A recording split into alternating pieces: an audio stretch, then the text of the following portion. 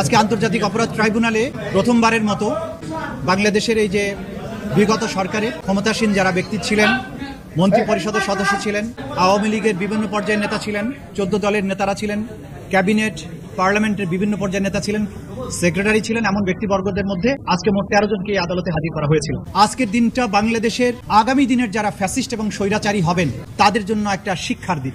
ক্ষমতার দম্ভ এবং মানুষের স্বাধীনতার আকাঙ্ক্ষাকে দমন করার জন্য অপরাধের মাধ্যমে, হত্যাকাণ্ডের মাধ্যমে, নিপীড়নের মাধ্যমে একটা জাতির আকাঙ্ক্ষাকে দমন করে গণহত্যা চালিয়ে মানবতা বিরোধী অপরাধ করে ক্ষমতায় যে চিরদিন থাকা যায় না এবং বিচারের মুখোমুখি হতে হয়। আজকের দিনে এই আদালতের দৃশ্য দেখে ভবিষ্যতে বাংলাদেশের যারা স্বৈরাচারী হওয়ার স্বপ্ন দেখেন তারা যদি শিক্ষা গ্রহণ করেন, সেটা আজকের দিনের জন্য একটা বড় লেসন হবে বলে আমরা মনে করি।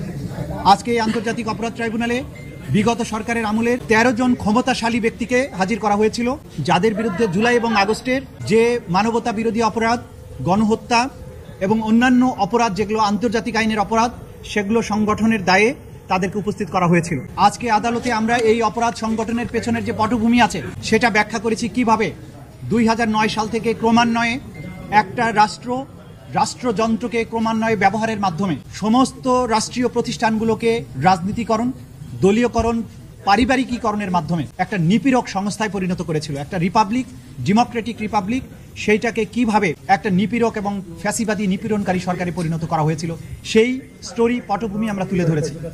যেই পটভূমিতে একটা রাষ্ট্র ক্রমান্বয়ে জনগণকে বিভিন্ন সময় হত্যা করে, আমরা বলেছি পিলখানা হত্যাকাণ্ডের মাধ্যমে প্রতিরক্ষা ব্যবস্থাকে ধ্বংস করা হয়েছে, শাপলা চত্বরে সাধারণ মানুষকে হত্যা করার মাধ্যমে প্রতিবাদী জনতাকে স্তব্ধ করা হয়েছে, ডিজিটাল সিকিউরিটি অ্যাক্টের মাধ্যমে মানুষের বাকস্বাধীনতা, অন্যায় এবং নিপীড়নের বিরুদ্ধে যে ভয়েস জনগণের, সেটাকে রুদ্ধ করা হয়েছে। এইভাবে একের পর এক গণতান্ত্রিক প্রতিষ্ঠানগুলো ধ্বংস করেছে, নির্বাচন ব্যবস্থাকে ধ্বংস করেছে, শুধুমাত্র একজন ব্যক্তি বা তার পরিবারকে ক্ষমতায় রাখার উদ্দেশ্যে। এটা একটা রাষ্ট্রের যে চেতনা, সেইটার বিরুদ্ধে তারা অবস্থান নিয়েছিলেন এবং সেটা করতে গিয়ে আজকে প্রধান আসামি ছিলেন শেখ হাসিনা। শুধুমাত্র তাকে রক্ষা করা এবং তাকে ক্ষমতা রাখার জন্য এই অপরাধগুলো সংঘটিত হয়েছে এবং এই সমস্ত অপরাধের সবচাইতে বড় দায় হচ্ছে শেখ হাসিনা এবং তার নির্দেশে তাকে ক্ষমতায় রাখার উদ্দেশ্য বাস্তবায়নের জন্য আজকে বাকি যে 13 জনকে উপস্থিত করা হয়েছিল তারা ক্যাবিনেটের সদস্য হিসাবে সরকার দলের বিভিন্ন দায়িত্বশীল পদে অধিষ্ঠিত থেকে, কেউ সরকারের আমলাতন্ত্রের মধ্যে যেমন স্বরাষ্ট্র সচিব ছিলেন, তারা এমপি ছিলেন, 14 দলীয় জোটের নেতা ছিলেন, রাজনৈতিক সহকর্মী ছিলেন, তারা সবাই মিলে এই অপরাধগুলো সংগঠন করেছেন নৃশংসভাবে। 2000-এর মতো 1500-এর অধিক ছাত্র তরুণ জনতাকে হত্যা করেছেন, 25,000-এর বেশি মানুষকে আহত করেছেন। গোটা বাংলাদেশ জুড়ে নৃশংসতা চালানো হয়েছে, সিভিলিয়ানদেরকে নিষ্ঠুরতম পন্থায় হত্যা করা হয়েছে। হত্যার পরে তাদের লাশ দাফনে বাধা দেওয়া হয়েছে, আহতদের চিকিৎসা করতে বাধা দেওয়া হয়েছে, লাশকে পুড়িয়ে দেওয়া হয়েছে, দাফন করতে দেওয়া হয়নি, গোপনে দাফন করতে বাধ্য করা হয়েছে। হসপিটালে চিকিৎসার পরে মৃত্যুবরণকারীদের ডেথ সার্টিফিকেটে পোস্টমর্টম করতে দেওয়া হয়নি, ডেথ সার্টিফিকেটে লিখতে দেওয়া হয়নি যে গানশট ইনজুরিতে মারা গেছে। এই ধরনের অপরাধ সংগঠন তারা করেছেন, তারা আজকে উপস্থিত করা হয়েছিল। আমরা যেটা আদালতের কাছে জানিয়েছি যে এই অপরাধ একই সাথে সারা বাংলাদেশে 56,000 বর্গমাইল জুড়ে একদম ব্যাপক ভিত্তিক মাত্রায় সংগঠিত হয়েছে এবং টার্গেটেড ওয়েতে পারসিকিউশন করা হয়েছে। এইটার তদন্ত সমাপ্ত করে বিচারের উপযোগী একটা রিপোর্ট দাখিলের জন্য আমাদের একটা যুক্তিসঙ্গত সময় দরকার।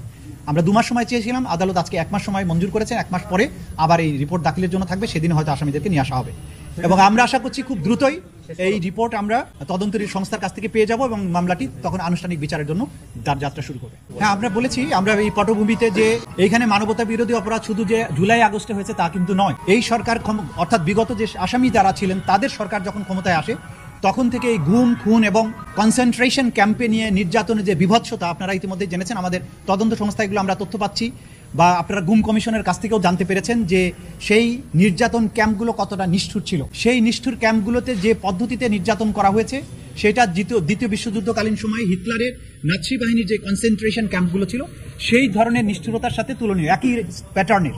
সেই কথাগুলো আমরা বলেছি যে এরা শুধুমাত্র যে গণহত্যা করেছে তাই নয়, অপহরণ, গোপন কারাগারে আটক এবং টর্চারের যত ফর্ম আছে সেই ফর্মে এই মানুষদেরকে টর্চার তারা করেছেন এবং করার মাধ্যমে নাজিদের সেই নৃশংসতার স্মৃতিকে তারা বাংলাদেশে ফিরিয়ে এনেছে। প্রথম কথা হচ্ছে আমাদের যে আইন শৃঙ্খলা রক্ষাকারী বাহিনী রিপোর্ট যেটা দাখিল করেছেন 1 নম্বর মামলায়, যে একমাত্র আসামি শেখ হাসিনা, তার ব্যাপারে রিপোর্ট এসেছে তিনি দেশের বাইরে পালিয়ে আছেন, ভারতে অবস্থান করছেন। সেজন্য আমাদের পক্ষ থেকে আমরা ফরমাল রিকোয়েস্ট পাঠিয়েছি ইন্টারপোলের কাছে রেড নোটিশের মাধ্যমে, যে তাকে পেলে যেন গ্রেপ্তার করা হয়। পরবর্তী পদক্ষেপ বাংলাদেশ সরকার ইতিমধ্যে বলেছেন যে এর বাইরেও পদক্ষেপ আছে, যেহেতু তার বিরুদ্ধে মানবতা বিরোধী অপরাধ সংগঠনের অভিযোগ আছে এবং তার বিরুদ্ধে গ্রেপ্তারি পরোয়ানা জারি আছে, তাকে ভারতের সাথে সম্পাদিত যে অপরাধীর বহিঃসমর্পণ চুক্তি সেটার মূলে তাকে ফেরত চাওয়ার জন্য বাংলাদেশ গভর্নমেন্ট চিন্তা করছেন বলে গতকালকে প্রধান উপদেষ্টা তার বক্তব্যে বলে। সুতরাং সেই প্রক্রিয়াতেও বাংলাদেশ যাচ্ছে, এটা আমরা আদালতের কাছে জানি। আপনার দ্বিতীয় প্রশ্ন ছিল যে যারা এখানে আজকে উপস্থিত হয়েছেন যে 13 জন, তাদের বিরুদ্ধে সুপিরিয়র রেসপন্সিবিলিটি ছাড়া কোনো অভিযোগ আছে কিনা? হ্যাঁ, মোটা দাগে তারা প্রত্যেকেই সুপিরিয়র কমান্ড রেসপন্সিবিলিটির দায়ে অভিযুক্ত, কারণ তারা নির্দেশ দিয়েছেন, পরিকল্পনার সাথে সম্পৃক্ত ছিলেন, সরাসরিও জড়িত ছিলেন, কমপ্লিসিট করেছেন। স্বরাষ্ট্র সচিব, স্বরাষ্ট্রমন্ত্রী তারা সরাসরি সম্পৃক্ত ছিলেন নির্দেশনা দেয়াতে। এবং আন্তর্জাতিক আইনে আপনারা জানেন যে অপরাধ সংগঠনের প্ররোচনা দেয়া, প্ল্যানিং এর সাথে থাকা, অপরাধ প্রিভেন্ট করতে শক্তি থাকা সত্ত্বেও প্রিভেন্ট না করা, যারা পারপিট্রেট করেছে তাদেরকে শাস্তি দেওয়ার ক্ষমতা থাকা সত্ত্বেও শাস্তি না দেয়া, প্রিভেন্ট করার চেষ্টা না করা, এই সবগুলোই আন্তর্জাতিক অপরাধ ট্রাইব্যুনাল আইন 1973 অধীনে আইনে অপরাধ। এই অপরাধের দায় এই প্রত্যেক আসামির উপরে আছে, সেটা আমরা আদালতকে জানিয়েছি। ডিফেন্সের পক্ষে বেশ কয়েকজন আইনজীবী তাদের ওকালতনামা দাখিল করেছেন, কিন্তু তাদের পক্ষ থেকে শুধু একজনের জন্য একটা পিটিশন ছিল, সেই পিটিশনটি ছিল অভিযোগের কপি সরবরাহ করা সংক্রান্ত, কিন্তু সেই পিটিশনটি যথা নিয়মে দাখিল করা হয়নি। সুতরাং এই পিটিশন হিসেবে সেটা গণ্য হয়নি। এটা যদি ভবিষ্যতে উনি করেন সেটার ব্যাপারে আদালত যথাযথ আদেশ দেবেন। অন্য যারা ওকালতনামা দাখিল করেছেন বিভিন্ন ডিফেন্স সাইডে, তারা কোনো পিটিশন দাখিল করেননি, কোনো বক্তব্য রাখেননি, তারা শুধু অনুরোধ জানিয়েছিলেন আসামিদের সাথে কথা বলার জন্য। আদালত সেটা মঞ্জুর করেছেন এবং বলেছেন ডিসিপ্লিন রক্ষা করে রেজিস্ট্রারের তত্ত্বাবধানে তারা যাতে কথা বলেন। এটা আমাদের তদন্তের বিষয় এবং কোর্টে যখন আমরা প্রেজেন্ট করবো তখনই বুঝতে পারবেন তারা কিভাবে সম্পৃক্ত ছিলেন। দীর্ঘ পটভূমি আমি কোর্টে উল্লেখ করেছি, সেখান থেকে আপনারা বুঝেছেন কিভাবে তারা সম্পৃক্ত। আর বাকিটা আদালতের বিচারিক প্রক্রিয়ার মধ্য দিয়ে দেখতে পাবেন। না, এটার ব্যাপারে আমরা জবাব দিতে চাই না। এটা কোর্টের মধ্যে বলেছি, আপনারা জানেন যে উনি তো নিজের থেকেই নিজেকে প্রত্যাহার করেছেন। আমি শুধু কোর্টের কাছে একটা তথ্য তুলে ধরেছিলাম, তারপর উনি নিজেকে প্রত্যাহার করেছেন। এটা নিয়ে আমরা কোনো বক্তব্য রাখতে চাই না। কতজন এক্স্যাক্টলি সংখ্যা আমার কাছে জানা নেই, 5-6 জন হবে।